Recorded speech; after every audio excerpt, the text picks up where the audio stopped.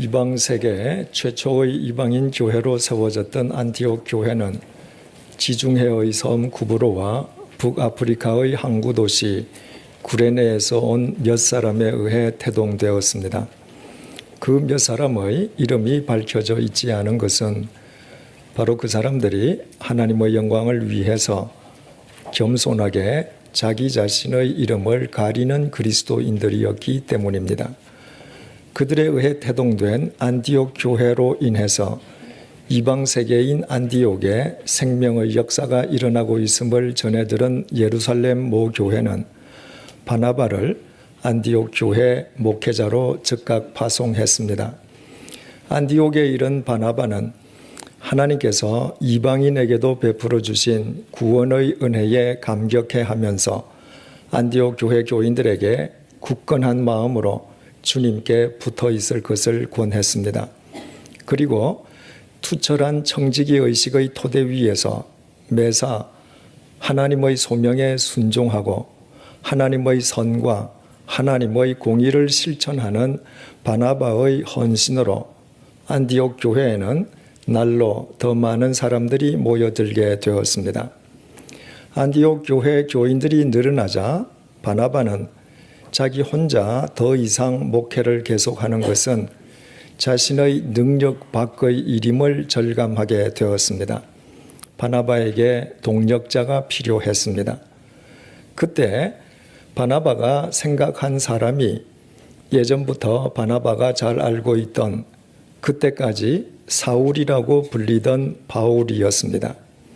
당시 바울은 고향 다소에서 13년째 칩거하고 있는 중이었습니다. 바나바는 사람을 다소에 보내어서 바울로 하여금 자기 자신을 찾아오게 하지 않았습니다. 바나바는 무려 175km나 떨어져 있는 다소까지 바울을 직접 찾아가서 바울에게 자신과 함께 안디옥 교회를 공동 목회할 것을 제안했습니다. 바나바는 본문 24절의 증언처럼 그 정도로 착한 사람이었습니다. 바울은 바나바의 제안을 흔쾌히 수락했습니다. 바나바를 통해서 주님께서 바울 자신을 불러내고 계심을 믿었기 때문입니다. 본문 25절에서 26절의 증언을 보시겠습니다. 바나바가 사울을 찾으러 다소에 가서 만나매 안디옥에 데리고 와서 둘이 교회에 1년간 모여 있어 큰 무리를 가르쳤고 제자들이 안디옥에서 비로소 그리스도인이라 일컬음을 받게 되었더라. 오직 주님의 뜻에 순종해서 13년간이나 고향 다소에서 칩거했던 바울은 또다시 주님의 뜻에 순종해서 마침내 다소를 벗어나서 안디옥으로 향하게 되었습니다. 2000년 전에 말이나 마차를 소유하지 못한 서민들의 주요 교통수단은 도보였습니다. 물론 선박편도 있긴 했지만 그러나 선박편은 주로 부정기 노선위에서 여행객이 자기 일정에 맞게 선박을 이용하기가 쉽지 않았고 서민들에게는 선박 비용도 만만치 않았습니다. 그래서 가난한 서민들은 아무리 먼 거리라도 그냥 걸어 다녔습니다. 본문의 바울과 바나바가 걸어서 다소에서 안디옥으로 향해 갔을 것임은 두말할 나위가 없습니다. 당시 사람들에게 175km 정도의 거리는 아무것도 아니었기 때문입니다. 그런데 다소를 출발해서 안디옥에 이르기 위해서는 반드시 아마누스 산맥을 넘어야만 합니다. 하늘을 찌를 듯이 솟아있는 아마누스 산맥이 얼마나 높고 험한지 제가 4년의 시차를 두고 현지를 답사했던 2번 모두 중턱 위로는 안개로 뒤덮여 있었습니다. 뱀처럼 계속 구불거리는 산을 올라가는 버스는 또 얼마나 힘들어하는지 용을 쓰는 버스의 엔진 소리에 제 숨이 헉헉 막힐 정도였습니다.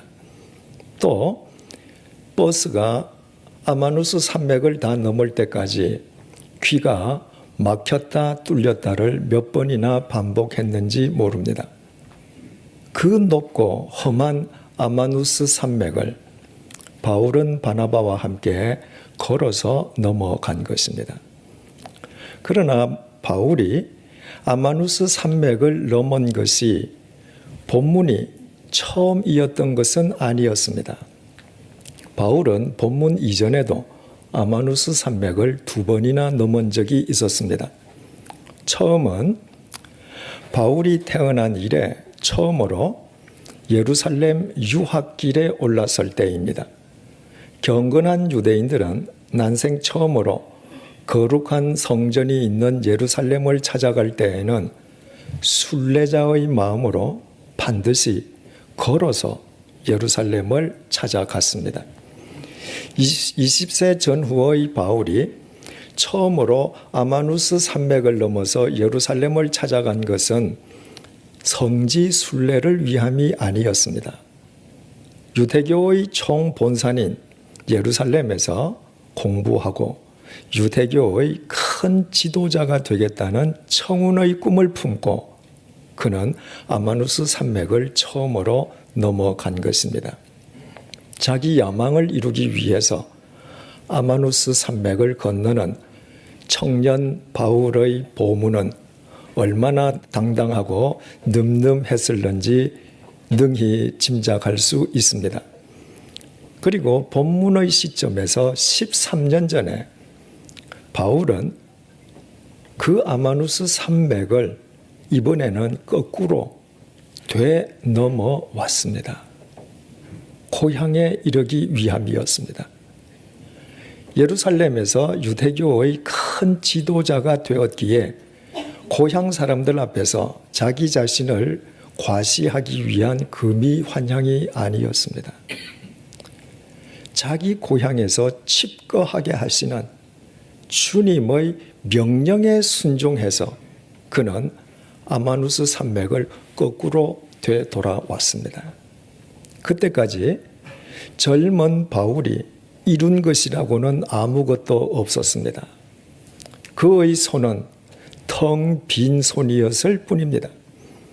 따라서 예전에 청운의 꿈을 품고 보무도 당당하게 아마누스 산맥을 넘던 바울에 비한다면 아무것도 이룬 것이 없는 빈손으로 그 아마누스 산맥을 되넘어오는 바울의 모습은 영락없는 실패자의 모습처럼 보일 수 있습니다. 세 번째로 바울은 본문에서 아마누스 산맥을 또다시 넘어갔습니다. 이번에는 자신의 야망을 이루기 위해서가 아니라 주님의 명령에 순종해서 안티옥에서 바나바와 함께 공동 목회를 하기 위해서 아마누스 산맥을 넘어간 것입니다. 이처럼 바울은 오랜 세월에 걸쳐 3번씩이나 아마누스 산맥을 건너갔지만 그러나 그가 3번씩 건너갔던 아마누스 산맥은 전혀 변함없이 그 자리에 그대로 있는 가운데에 바울이 그 산맥을 넘을 때마다 그의 행보의 의미는 전혀 달랐습니다. 우리는 모두 인생이라는 산맥을 매일매일 넘는 자라는 의미에서 본문의 바울과 실은 동일한 존재들입니다. 그렇다면 아마누스 산맥을 넘는 본문의 바울을 통해서 우리는 귀중한 교훈을 얻게 됩니다. 첫째, 자기 자신을 의지하고 인생 산맥을 넘는 것은 자기 생명을 스스로 해치는 백해무익한 자해 행위라는 것입니다. 20세 전후의 바울이 자기 야망을 이루기 위해서 보무도 당당하게 아마누스 산맥을 처음으로 넘을 때 그때의 바울은 자기 자신을 신봉하는 자기라는 우상 숭배자였습니다. 바울은 자신의 능력을 믿었고, 자신의 지성을 믿었고, 자신의 판단력을 믿었고, 자신의 의지를 믿었고, 자신의 신념을 믿었습니다. 그래서 바울이 한 것이 대체 무슨 일이었습니까? 자기 자신을 신봉하던 바울이 한 일이라고는 고작 진리를 짓밟고 예수 그리스도를 대적하고 수단과 방법을 가리지 않고 의로운 그리스도인들을 박해하는 것이었습니다. 진리가 때로 짓밟히는 것처럼 보이지만, 그러나 진리는 절대로 짓밟히지 않습니다. 진리는 영원하기 때문입니다. 그래서 진리를 짓밟는 사람은 실은 진리를 짓밟는 것이 아니라 진리를 외면한 자기 자신을 짓밟는 것입니다. 십자가에 못 박혀 돌아가신 예수님께서는 죽음 속에 머물러 계시지 않았습니다. 죽음을 깨트리고 부활하심으로 영원한 생명의 구주가 되셨습니다. 그러므로 영원한 생명이신 예수 그리스도를 대적하는 것은 예수 그리스도를 대적하는 것이 아닙니다. 영원한 생명 앞에서 자기 자신의 생명을 스스로 거스르는 자기 반역의 행위일 뿐입니다. 또 예수님께서 마태복음 5장을 통해서 무엇이라고 말씀하셨습니까? 의를 위하여 박해를 받은 자는 복이 있나니 천국이 그들의 것임이라. 나로 말미암아 너희를 욕하고 박해하고 거짓으로 너희를 거슬러 모든 악한 말을 할 때에는 너희에게 복이 있나니 기뻐하고 즐거워하라. 하늘에서 너희의 상이 큼이라. 너희 전에 있던 선지자들도 이같이 박해하였느니라. 그러므로 의인을 박해하는 것은 결코 의인을 박해하는 것이 아닙니다. 의인을 박해하는 것은 그 의인으로 하여금 하나님 나라에서 하나님 상을 받도록 그를 도와주는 것을 의미하는 것이기에, 결과적으로 의인을 박해하는 사람은 자기 자신에게 하나님의 화를 자초하는 자해 행위를 하고 있는 것입니다.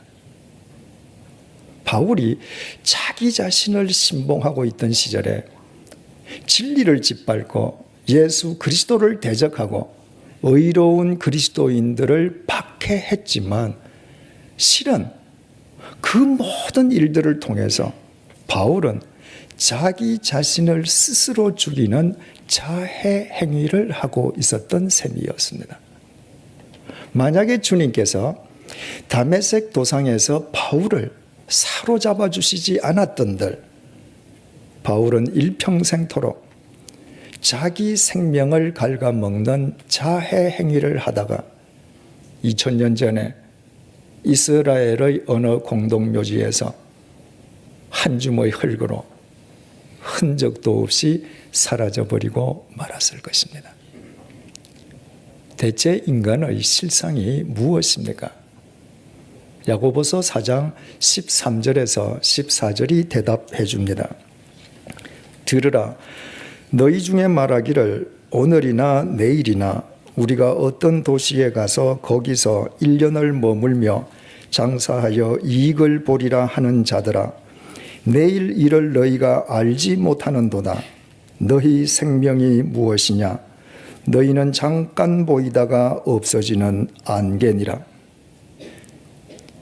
육체를 지닌 모든 인간은 설령 천하 제왕이라 할지라도 하나님 앞에서는 잠시 있다가 흔적도 없이 사라지는 안개에 불과할 뿐입니다. 태양 앞에서 안개가 안개 자신을 지킬 수 있겠습니까? 하나님 앞에서 안개에 불과한 인간에게 자기 자신을 지키거나 구원할 능력이 있겠습니까? 안개에 지나지 않는 인간이 자기 자신을 신봉하며 인생 산맥을 건너는 것이야말로 안개가 안개 자신을 지키려는 것처럼 백해무익한 자해 행위일 뿐입니다. 아마누스 산맥을 넘는 바울을 통해서 우리가 얻을 수 있는 두 번째 교훈은 주님과 함께 인생 산맥을 넘는 사람은 그가 어느 곳에 있든 바로 그곳이 꽃자리가 된다는 것입니다.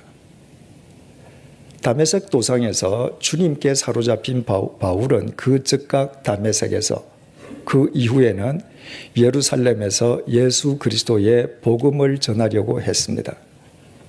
그러나 주님께서 허락하시지 않았습니다. 그 대신 주님께서는 바울로 하여금 이미 우리가 알고 있는 것처럼 고향 다소에서 13년을 칩거하게 하셨습니다. 그래서 바울은 예전에 그토록 보무도 당당하게 넘어갔던 아마누스 산맥을 다시 되넘어와야만 했습니다. 예전에 당당하게 아마누스 산맥을 넘던 바울에 비한다면 젊은 나이에 아무것도 이룬 것이 없이 고향으로 되돌아가기 위해서 아마누스 산맥을 되넘는 바울의 모습을 사지가 축 처진 실패자의 모습으로 연상하기가 쉽습니다. 그러나 그것은 세속적 관점에 기인한 착각일 따름입니다. 20세 전후의 바울이 보무도 당당하게 아마누스 산맥을 넘어가긴 했지만 그때 바울은 자기 혼자 그 산맥을 넘어갔습니다. 바울이 고향 다소로 낙향하기 위해서 아마누스 산맥을 되넘어올 때 바울은 혼자가 아니었습니다. 바울은 주님과 함께 아마누스 산맥을 되넘어왔습니다. 아마누스 산맥을 되넘어오는 바울 혼자라고 보는 사람은 바울을 실패자라고 간주할 것입니다. 그러나 바울은 결코 실패자가 아니었습니다. 그는 주님과 함께였습니다. 주님 안에는 오묘하신 주님의 뜻만 있을 뿐 결코 실패가 있을 수 없습니다. 1년은 봄, 여름, 가을, 겨울 이렇게 4계절로 이루어져 있습니다. 봄은 만물이 소생하는 생의 계절입니다. 여름은 모든 생명이 약동하는 이룰 성의 계절입니다. 가을은 거두어들이는 거둘 수의 계절이고 겨울은 거둔 것을 저장하는 감출장의 계절입니다. 그런데 우리나라 한의학에서는 1년을 4계절이 아니라 5계절로 구분한다고 합니다. 즉 여름과 가을 사이에 장하, 길장자에 여름 하자를 써서 장하의 계절을 따로 구별한다고 합니다. 장하의 계절은 열매가 속으로 익어가는 계절입니다. 열매의 겉모양은 전혀 변하지 않는데 그 열매가 속으로 물어익는 계절이 바로 장하의 계절입니다. 장하의 계절이 이르기 전에 열매를 따면 이른바 풋열매가 됩니다. 모든 열매는 반드시 장하의 계절을 거쳐야만 농익은 참된 열매가 될 수 있는 것입니다. 바울에게 있어서 13년에 걸친 다소의 집권은 주님께서 그로 하여금 진리 안에서 농익은 사람이 되게끔 해 주시기 위해 베풀어 주신 장하의 은혜였습니다. 속으로, 질적으로, 영적으로 진리 안에서 무르익어가는 그 장하의 계절을 통해서 바울은 무엇을 먹든지 무엇을 마시든지 무엇을 하든지 오직 주님의 영광만을 위해서 살아가는 진정한 사도 바울로 빚어질 수 있었습니다.